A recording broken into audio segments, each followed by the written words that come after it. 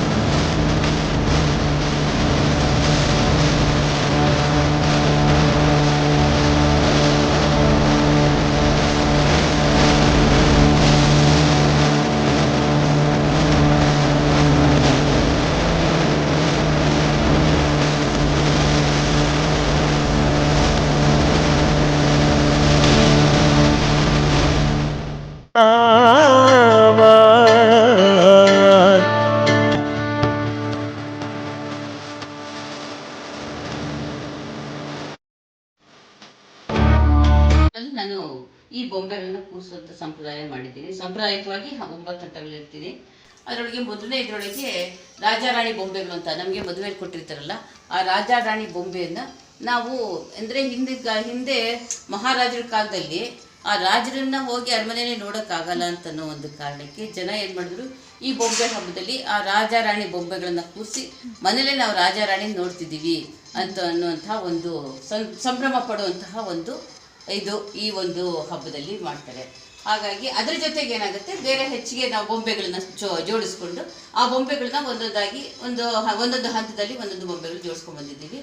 ಎರಡನೇ ಹಂತದಲ್ಲಿರೋದು ಸಪ್ತ ಮಾತೃಕೆಯರು, ಮೂರನೇದು ಅಷ್ಟಲಕ್ಷ್ಮಿಯರು, 4 ನವದುರ್ಗಿಯರು, ಅದರ ಮುಂದುಗಡೆ ಇರೋಂಥದ್ದು ಸಪ್ತ ಋಷಿಗಳು. ಅಲ್ಲಿಂದ ಮುಂದೆ ಬಂದರೆ ಇದು ನಮ್ಮದು ದಶಾವತಾರದ ಒಂದು ದೃಶ್ಯನ ಇಲ್ಲಿಟ್ಟಿದ್ದೀವಿ. ಅದರ ಕೆಳಗಡೆ ಈ 18 ಸಿದ್ಧ ಪುರುಷರುಗಳು ಅಂತ ಅಂದ್ಬಿಟ್ಟು ಧನ್ವಂತರಿ ಮೊದಲಾದಂತಹ 18 ಸಿದ್ಧ ಪುರುಷರುಗಳು ನಿಲ್ಲಿಟ್ಟಿದೆ.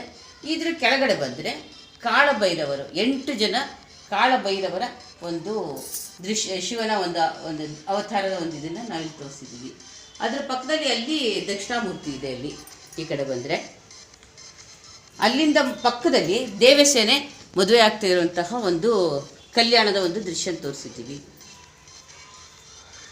ಅಲ್ಲಿಂದ ಮೇಲೆ ಹೋದರೆ ಕಾರ್ನರ್ಲಿರುವಂಥದ್ದು ಅದು ಕೈಲಾಸದಲ್ಲಿ ಶಿವ ಪಾರ್ವತಿ ಇರುವಂಥದ್ದು, ಶಿವಗಣಗಳಿರೋದು, ಬ್ರಹ್ಮ ವಿಷ್ಣು ಎಲ್ಲರೂ ಕೂಡ ಆ ಒಂದು ಕೈಲಾಸದಲ್ಲಿ ನಿಂತಿರುವಂಥದ್ದು.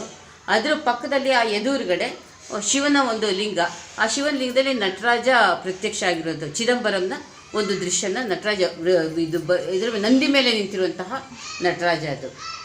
ಅಲ್ಲಿಂದ ಪಕ್ಕ ಇಲ್ಲಿ ಮುಂದೆ ಬಂದರೆ ರಾವಣ, ಹತ್ತದಲ್ಲಿ ರಾವಣ ತಾನು ತನ್ನ ನರನಾಡಿಗಳನ್ನೇ ತಂತಿ ಮಾಡಿಕೊಂಡು ಅವನು ರುದ್ರವೀಣೆಯನ್ನು ನುಡಿಸಿ ಕೈಲಾಸದಲ್ಲಿ ಶಿವನ ಒಲಿಸ್ಕೊಳ್ತಿರುವಂತಹ ಒಂದು ದೃಶ್ಯ. ಅದರ ಪಕ್ಕದಲ್ಲಿ ಸ್ವಾಮಿ ಮಲೈ ಒಂದು ದೃಶ್ಯ ಇಟ್ಟಿದ್ದೀವಿ. ಅದ್ರ ಮುಂದ್ಗಡೆ ಶಿವನ ಪ್ರದೋಷ ಪೂಜೆ. ಅಲ್ಲಿಂದ ಪಕ್ಕ ಬಂದರೆ ಅಲ್ಲಿ ಶಿವನಿಗೆ ಬೇಡ್ರ ಕಣ್ಣಪ್ಪ ಶಿವನ ಒಂದು ಭಕ್ತಿಗೆ ಮೆಚ್ಚಿ ಅವನು ಬಂದಿರುವಂಥದ್ದು. ಅಲ್ಲಿಂದ ಪಕ್ಕದಲ್ಲಿ ವೈಕುಂಠದಲ್ಲಿ ನಾರಾಯಣ ಮಲಗಿರುವಂತಹದ್ದು, ನಾರದರು ಮುಂತಾದವರು, ನಂದಿ ಎಲ್ಲರೂ ಇರುವಂಥದ್ದು, ಭೃಂಗಿ ಎಲ್ಲರೂ ಇರುವಂಥದ್ದು. ಮತ್ತು ಇಲ್ಲಿ ಎದುರುಗಡೆ ಅದು ಆ ಒಂದು ಈ ವೈಕುಂಠದ ಒಂದು ದ್ವಾರವನ್ನು ಕೂಡ ಇಲ್ಲಿ ಮಾಡಿದ್ದೀನಿ. ಅದರಿಂದ ಮೇಲಕ್ಕೆ ಹೋದರೆ ಕುಬೇರನ ವೈಭೋಗ ಅಂತ, ಕುಬೇರನ ಒಂದು ಆಸ್ಥಾನದಲ್ಲಿ ಅವನು ವೈಭೋಗವಾಗಿ ಇರುವಂಥದ್ದನ್ನು ಅಲ್ಲಿ ನಾವು ತೋರಿಸಿದ್ದೀವಿ.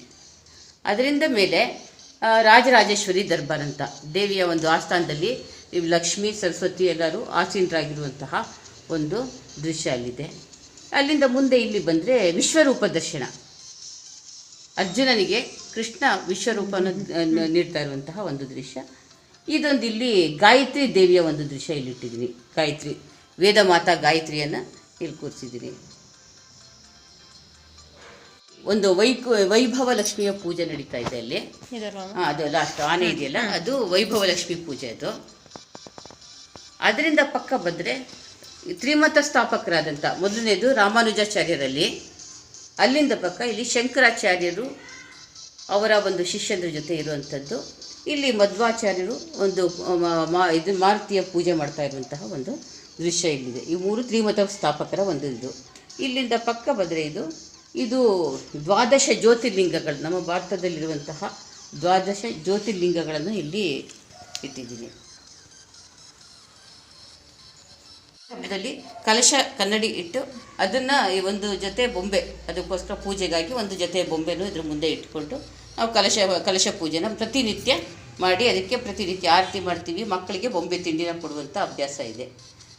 ಅದರ ಪಕ್ಕದಲ್ಲಿ ಬಂದರೆ ಮೀನಾಕ್ಷಿ ಸುಂದರೇಶ್ವರನ ಕಲ್ಯಾಣ, ಮೀನಾಕ್ಷಿ ಮತ್ತು ಈ ಮುಂದ್ಗಡೆ ದತ್ತಾತ್ರೇಯರು, ಅವರ ಮುಖ್ಯವಾಗಿ ಅವ್ರಿಗೆ ಪ್ರಿಯವಾದಂತಹ 2 ನಾಯಿಗಳು, ಅವರು ಯಾವಾಗಲೂ ಕೂಡ ಅದನ್ನು ಒಂದು ಪ್ರೀತಿಸ್ತಾರೆ.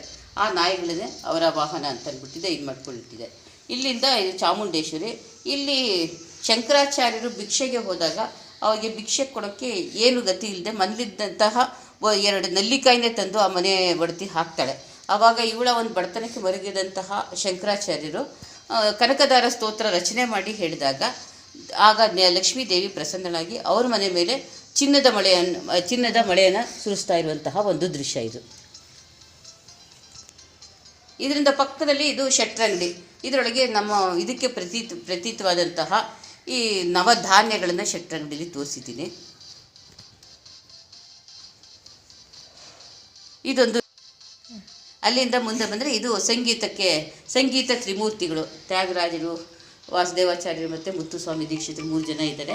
ಅವರ ಹಿಂದುಗಡೆ ಸಂಗೀತ ಪಿತಾಮಹರಾದಂತಹ ಪುರಂದರದಾಸರು ಮತ್ತು ಅವರ ಶಿಷ್ಯರು ಇದ್ದಾರೆ. ಇದೆಲ್ಲ ಸಂಗೀತಕ್ಕೆ ಸಂಬಂಧಪಟ್ಟ ವಾದ್ಯಗಳನ್ನು ಇಲ್ಲಿ ಇಟ್ಟಿದ್ದೀವಿ.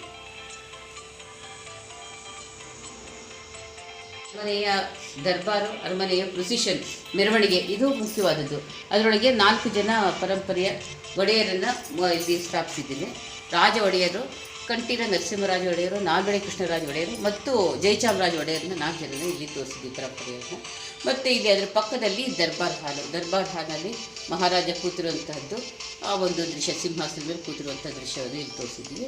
ಅದರ ಪಕ್ಕದಲ್ಲಿ ಬಂದರೆ ದಸರಾದ ಒಂದು ವಿಶೇಷತೆ, ನವಮಿಯಲ್ಲಿ ಮುಖ್ಯವಾಗಿ ಅರಮನೆ ಸಂಪ್ರದಾಯದಂತೆ ಜಟ್ಟಿ ಕಾಳಗ ಮಾಡ್ತಾರೆ. ಆ ಜಟ್ಟಿ ಕಾಳಗದ ಒಂದು ದೃಶ್ಯನ ಇಲ್ಲಿ ನಾವು ಇಟ್ಟಿದ್ದೀವಿ. ಅಂದರೆ ಒಬ್ಬನ ಇದರಲ್ಲಿ ರಕ್ತ ಬರೋ ತನಕ ಆ ಒಂದು ಕಾಳಗ ನಡಿಬೇಕು ಅಂತ ಆ ಒಂದು ಪ್ರತೀತಿ ಇದೆ. ಹಾಗಾಗಿ ಆ ಜಟ್ಟಿ ಕಾಳಗನ ಇಲ್ಲಿ ತೋರಿಸಿದ್ದೀವಿ. ಅಲ್ಲಿಂದ ಮುಂದೆ ಹೋದರೆ ಅದು ಸಂಗೀತ ಕಚೇರಿ. ದಸರಾ ಟೈಮ್ನಲ್ಲಿ ಮೈಸೂರು ಅರಮನೆಯಲ್ಲಿ ನಡೆಯುವಂತಹ ಸಂಗೀತ ಕಚೇರಿಯ ಒಂದು ದೃಶ್ಯನ ಅಲ್ಲಿ ಇಟ್ಟಿದ್ದೀನಿ. ಈ ರೀತಿಯ ಒಂದು ಡೋಲಿಗಳನ್ನು ಉಪಯೋಗಿಸ್ತಾ ಇದ್ರು. ಆ ಒಂದು ಡೋಲಿಯ ಹಿಂದಿನ ಒಂದು ಇದರ ಸ್ಮರಣೆಗಾಗಿ ಅದಿಟ್ಟಿದ್ದೀನಿ. ಅದೊಂದು ನಮ್ಮಲ್ಲಿರುವಂಥ ದೊಡ್ಡ ಗಡಿಯಾರದ ಒಂದು ದೃಶ್ಯ ಅದು.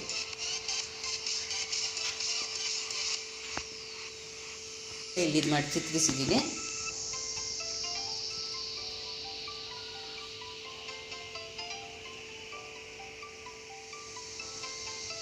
ವಿಜಯದಶಮಿ ದಿವಸ ಅರಮನೆಯಿಂದ ಮೆರವಣಿಗೆ ಹೊರಡುವುದಂತಹ ಒಂದು ಇದು ನಮ್ಮ ಮೈಸೂರಿನ ಪ್ರಸಿದ್ಧವಾದಂತಹ ಒಂದು ಇದಕ್ಕೆ ಹೆಸರಾದಂತಹ ಮೈಸೂರಿನ ಅರಮನೆ ಜಂಬೂ ಸವಾರಿ ಮೆರವಣಿಗೆ.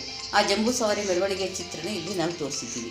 ಆನೆಗಳು ಅಲಂಕೃತಗೊಂಡು ಅದರ ಮೇಲೆ ಆ ಒಂದು ಚಾಮುಂಡೇಶ್ವರಿಯನ್ನು ತೆಗೆದುಕೊಂಡು ಇದರೊಳಗೆ ಹೋಗ್ತಾ ಇರುವಂತಹದ್ದು. ಇದೇ ಮುಖ್ಯವಾದಂತಹ ಆಕರ್ಷಣೆ ಮೈಸೂರು ದಸರಾದ್ದು. ಅಲ್ಲಿ ಸೈನಿಕರು ಎಲ್ಲ ಇರುವಂತಹದ್ದು. ಅಲ್ಲಿಂದ ಮುಂದೆ ಈ ಮೆರವಣಿಗೆ ಆನೆ, ಕುದುರೆ, ಒಂಟೆ ಇವೆಲ್ಲ ಸೇರಿ ಇಲ್ಲಿ ಮೊದಲನೇ ವೃತ್ತ ಜೇಸಿ ವೃತ್ತ.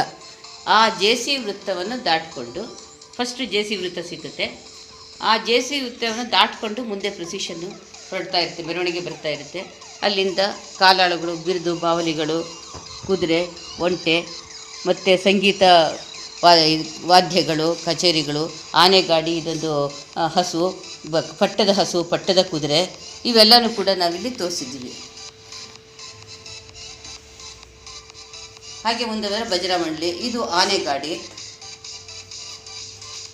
ಅಲ್ಲಿಂದ ಮುಂದೆ ಫಸ್ಟ್ ಸ್ಟಾರ್ಟಿಂಗಲ್ಲಿ ಒಂದು ಆನೆ ಹೋಗುತ್ತೆ, ಇದರ ಆನೆ ಫಸ್ಟ್ ಒಂದು ಆನೆ ಹೋಗುತ್ತೆ.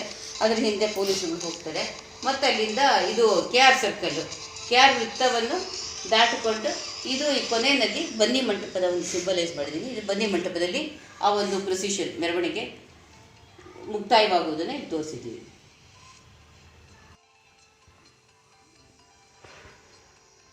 ಒಂದು ಮರದ ಬಾಗಿನ ಅರಿಶಿನ ಕುಂಕುಮ ತಟ್ಟೆ ಎಲ್ಲನೂ ಕೂಡ ಅಲ್ಲಿ ನಾವು ಅಣಿ ಮಾಡಿ ಇಟ್ಟಿರುವಂಥದ್ದು.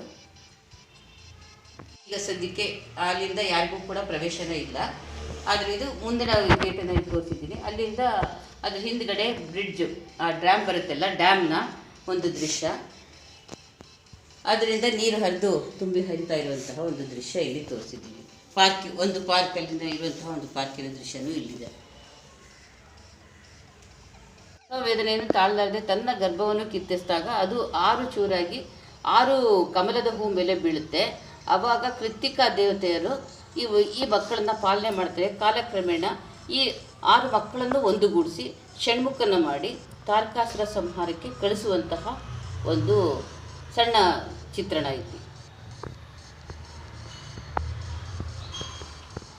ಅಲ್ಲಿಂದ ಮುಂದೆ ಹೋದರೆ ಸಮುದ್ರ ಮಂಥನದ ಒಂದು ದೃಶ್ಯ. ರಾಕ್ಷಸರು ಮತ್ತು ದೇವತೆಗಳು ಈ ಸಮುದ್ರವನ್ನು ಕಡಿದಾಗ ಅಲ್ಲಿ ಆ ಸಮುದ್ರ ಕಡಿಯುವ ಸಮಯದಲ್ಲಿ ಆ ಹಾಲಾಹಲ, ಉಚ್ಚೈಶ್ರವ ಮತ್ತು ಕಾವಧೇನು ಪ್ರತಿಯೊಂದು ಕೂಡ ಬರುತ್ತೆ, ಲಕ್ಷ್ಮಿ ಎಲ್ಲನೂ ಬರುತ್ತೆ. ಬಂದಾಗ ಏನಾಗುತ್ತೆ, ಅದನ್ನೆಲ್ಲ ದೇವತೆಗಳು ಹಂಚ್ಕೊಳ್ತಾರೆ. ಕೊನೆಗೆ ಅಮೃತ ಕಲಶ ಬರುತ್ತೆ. ಅಮೃತ ಕಲಶ ಬಂದಾಗ ನನಗೆ ರಾಕ್ಷಸರು ಮತ್ತು ದೇವತೆಗಳ ನಡುವೆ ಒಂದು ವಾಗ್ವಾದ ನಡೆಯುತ್ತೆ. ಆವಾಗ ಮೋಹಿನಿ ರೂಪದಲ್ಲಿ ವಿಷ್ಣು ಬಂದು ಆ ಒಂದು ಅಮೃತ ಕಲಶವನ್ನು ಹಿಡಿದು ಅವನು ಎಲ್ರಿಗೂ ಹಂಚ್ತೀನಿ ಅಂತ ಹೋಗ್ತಾರೆ. ಆ ಟೈಮ್ನಲ್ಲಿ ರಾಕ್ಷಸರು ದೇವತೆಗಳ ಬೇರೆ ಬೇರೆ ಮಾಡಿ ಕೂರಿಸಿರ್ತಾರೆ. ರಾಕ್ಷಸರು ಸಾಲಿನಲ್ಲಿದ್ದಂತಹ ಒಂದು ರಾಹು ಏನು ಮಾಡ್ತಾನೆ, ಅವನು ಬಂದು ಈ ಅಮೃತ ಪಾನ ಮಾಡ್ತಾನೆ. ಆವಾಗ ಇವನು ಅಮೃತ ಕುಡಿದು ಇವನು ಅಮರನಾಗ್ತಾನಲ್ಲ ಅಂತ ಹೇಳಿ ವಿಷ್ಣು ಅವನ ಸೌಟಿಂದ ಹೊಡೆದಾಗ ಅದೇನಾಗುತ್ತೆ, 2 ಭಾಗ ಆಗುತ್ತೆ. ರುಂಡ ಮುಂಡ ಬೇರೆ ಆಗಿ ರಾಹು ಕೇತುಗಳಾಗಿ ಅವರು ಮುಂದೆ ಪ್ರಸಿದ್ಧರಾಗ್ತಾರೆ. ಅವರು ಕೂಡ ಒಂದು ನವಗ್ರಹಗಳಲ್ಲಿ ಸೇರ್ಕೊಳ್ಳುವಂತಹ ಒಂದು ಪ್ರತೀತಿ ಅದು. ಅವನಿಗೆ ಭಸ್ಮಾಸುರನಿಗೆ ತಲೆಯಲ್ಲೇ ಪ್ರಾಣ ಇರುತ್ತೆ. ಹಾಗಾಗಿ ವಿಷ್ಣು ಏನು ಮಾಡ್ತಾನೆ, ಮೋಹಿನಿ ರೂಪದಲ್ಲಿ ಬಂದು ಅವನ ಸಂಹಾರ ಮಾಡೋಕ್ಕೋಸ್ಕರ ನಾಟ್ಯದ ಭೃಂಗಿಯಲ್ಲಿ ನಾಟ್ಯದ ಒಂದು ಇದರೊಳಗೆ ನಿಂತ್ಕೊಂಡು ಡ್ಯಾನ್ಸ್ ಮಾಡ್ತಾ ಮಾಡ್ತಾ ತನ್ನ ತಲೆ ಮೇಲೆ ಕೈ ಇಟ್ಕೊಂಡಾಗ ರಾಕ್ಷಸನು ಕೂಡ ತನ್ನ ತಲೆ ಮೇಲೆ ಕೈ ಇಟ್ಕೊತಾನೆ. ಆವಾಗ ಅವನು ಭಸ್ಮ ಆಗುವಂತಹ ಒಂದು ದೃಶ್ಯ ಇದು.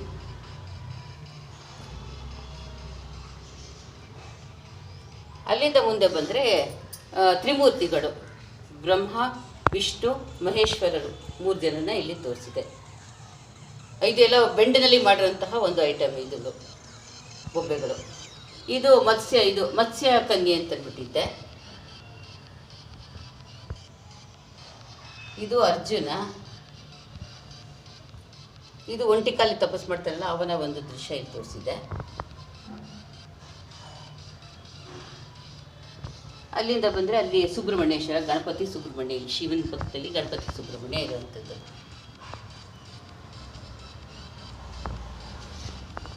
ಇಲ್ಲಿ ಬಂದರೆ ಜಾಂಬುವಂತನಿಗೆ ರಾಮನಾಗಿ ಶ್ರೀಕೃಷ್ಣ ಕಂಡು ಬಂದ ಅಂತ ಇದೆಯಲ್ಲ ಇದರೊಳಗೆ ಗಣಪತಿ ಇದ್ರ ಕಥೆನಲ್ಲಿ, ಆ ಒಂದು ಸಮಂತಕೋಪಾಖ್ಯಾನದಲ್ಲಿ ಆ ಒಂದು ದೃಷ್ಟಾಂತ ಇದು.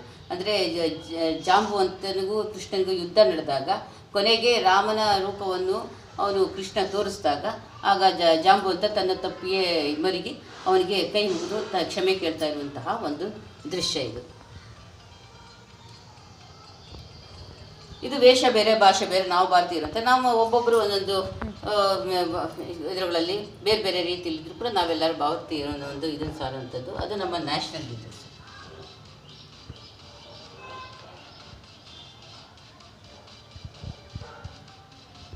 ನಮ್ಮ ಭಾರತ ಮಾತೆ ಹಾಗೂ ನಮ್ಮ ದೇಶಕ್ಕೆ ಸ್ವತಂತ್ರ ತಂದುಕೊಟ್ಟಂತಹ ಪ್ರಧಾನವಾದಂತಹ ಅವರ ವ್ಯಕ್ತಿಗಳ ಒಂದು ನೆಹರು, ಗಾಂಧೀಜಿ, ಭಗತ್ ಸಿಂಗ್ ಮತ್ತು ಇವರು ಇವನ್ನೆಲ್ಲನೂ ಕೂಡ ನಾವು ತೋರಿಸಿದ್ದೀವಿ. ಹೇಗೆ ಒಂದು ಮಳೆ ನೀರನ್ನ ಸಂಗ್ರಹ ಮಾಡಿಕೊಂಡು ಯಾವ ರೀತಿ ಯಾವ್ಯಾವುದಕ್ಕೆ ಉಪಯೋಗಿಸ್ಕೋಬೋದು ಅಂತಂದ್ಬಿಟ್ಟಿದೆ. ಅಲ್ಲಿ ಒಂದು ಇದು ಮಾಡೋಕ್ಕೆ ಗಿಡಗಳನ್ನ ಇಟ್ಕೊಂಡು ಇಲ್ಲಿ ಬೆಳೆ ಬೆಳೆಯೋಕ್ಕೆ, ಆಮೇಲಿಂದ ಅಲ್ಲಿಂದ ಎಲೆಕ್ಟ್ರಿಕ್ ಇದಕ್ಕೆ ಆಗುತ್ತೆ.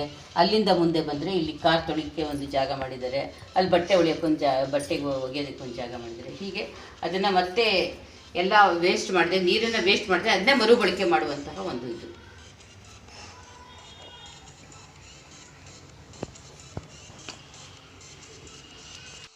7 ಕುದುರೆಗಳಿದೆಯಲ್ಲ 7 ವಿಬ್ಗಯಾರು ಅಂತಲ್ಲ ಆ ಒಂದು ಬಣ್ಣದಲ್ಲಿ ಆ ಒಂದು ಸೂರ್ಯನ ರಥವನ್ನು ಇದು ಮಾಡಿದ್ದೆ. ಅಲ್ಲಿಂದ ಕುಬೇರಂದದು ಈ ಕಡೆ ಸೇತು ರಾಮ್ ಸೇತು ಇದೆಯಲ್ಲ ಅದು ಲಂಕೆಗೆ ಕಟ್ತಾನೆ ಸೇತುವೆ ಕಟ್ತಾನಲ್ಲ ಆ ಒಂದು ದೃಶ್ಯ ಅದು. ಇಲ್ಲಿಂದ ಕೆಳಗೆ ಬಂದರೆ ಶಂಕರಾಚಾರ್ಯರು ಮೊಸಳೆ ಶಂಕರಾಚಾರ್ಯರ ಕಾಲನ್ನು ಮೊಸಳೆ ಹಿಡಿದಿರುತ್ತೆ. ಆಗ ಸನ್ಯಾಸ ದೀಕ್ಷೆಗೆ ನನಗೆ ಅನುಜ್ಞೆ ಕೊಡು ಅಂತ ಹೇಳಿ ಅವರ ತಾಯಿನ ಕೇಳ್ಕೊಡ್ತಾ ಇದ್ದು. ಅವರನ್ನು ಆ ಥರ ಒಂದು ಕೃಷ್ಣಂದೊಂದೆರಡು ದೃಶ್ಯಗಳನ್ನು ಅಲ್ಲಿ ಇಟ್ಟಿದ್ದೀನಿ.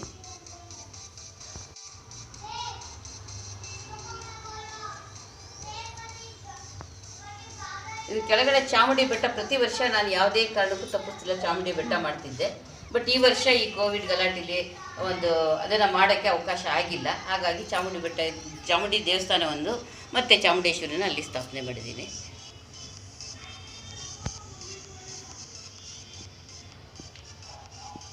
ವಿವೇಕಾನಂದರು ಮತ್ತು ಸಾಧು ಸಂತರುಗಳನ್ನು ಅಲ್ಲಿಟ್ಟಿದ್ದೀನಿ. ಒಂದು ಅಲಂಕಾರನ ನಾವು ಪ್ರತಿ ವರ್ಷ ಎಕ್ಸಿಬಿಟ್ ಮಾಡ್ತೀವಿ. ಅದರಂತೆ ಈ ಸಲ ಶಿವ ಪಾರ್ವತಿಯರ ಒಂದು ಕಲ್ಯಾಣೋತ್ಸವದ ಒಂದು ದೃಶ್ಯವನ್ನು ಮಾಡಿ ಅದರೊಳಗೆ ಗಣಪತಿ ಮುಖ್ಯವಾಗಿ ಇದಾಗಿ ತೋರಿಸಿದ್ವಿ. ಕಲ್ಯಾಣೋತ್ಸವದ ಒಂದು ಇದುಗಳು. ಇಲ್ಲಿ ಉತ್ತರ ಭಾರತದಲ್ಲಿ ಮುಖ್ಯವಾಗಿ ಈ ದುರ್ಗಿಯ ಒಂದು ಆರಾಧನೆಯನ್ನು ಮಾಡ್ತಾರೆ. ಹಾಗಾಗಿ ದುರ್ಗಾ ಒಂದು ಗಣಪತಿ ಮತ್ತು ಸುಬ್ರಹ್ಮಣ್ಯೇಶ್ವರ, ಲಕ್ಷ್ಮೀ ಸರಸ್ವತಿ ಇರುವಂಥದ್ದು ಬಂದಿರುವಂಥದ್ದು.